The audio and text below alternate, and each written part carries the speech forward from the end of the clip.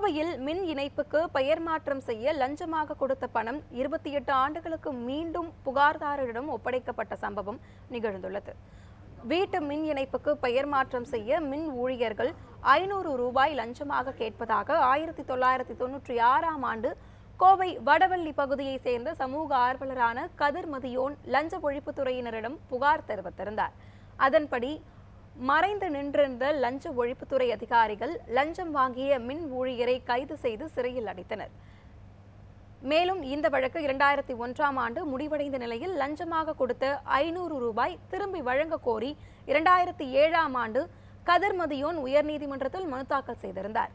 இந்த மனு மீதான விசாரணை நடைபெற்று வந்த நிலையில் நீதிமன்றத்தில் நேரில் ஆஜராகி 500 ரூபாய் பணத்தை திரும்ப பெற்றுக் கொள்ளுமாறு கதிர் மதியோனுக்கு நீதிமன்றம் கடிதம் அனுப்பியது.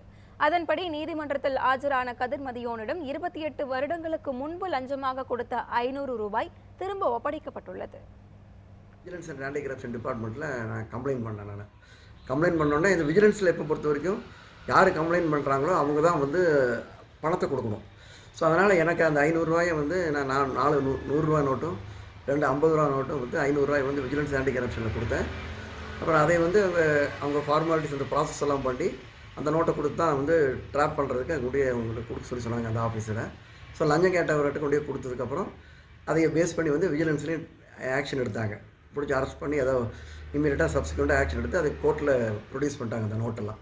ஸோ நோட்டை பொறுத்த வரைக்கும் அதுதான் மெட்டீரியல் மேஜர் முக்கியமான மெட்டீரியல் எவிடன்ஸாக இருக்கிறதுனால அது எல்லா கோர்ட்லேயும் வந்து அதான் வந்து கடைசி வரைக்கும் எல்லா ஜட்ஜ்மெண்ட் முடிகிற வரைக்கும் அது இருந்தாகணும். ஸோ அப்போ 96 கொடுத்ததுக்கப்புறம் 2000 நான் 3-4 வருஷம் கழித்து ஒரு விட்னஸ் கொடுக்க சொன்னேன். என்ன நடந்ததுங்கிறத கோர்ட்டில் வந்து விட்னஸ் டிப்போஸ் பண்ண சொன்னாங்க. அதை நான் போய் கோர்ட்டில் என்ன நடந்ததுன்னு நான் சொன்னேன் நான். ஸோ அதுக்கப்புறம் வந்து என்ன ஜட்ஜ்மெண்ட் வந்தது என்ன ஆச்சுங்கிறதெல்லாம் தெரியல.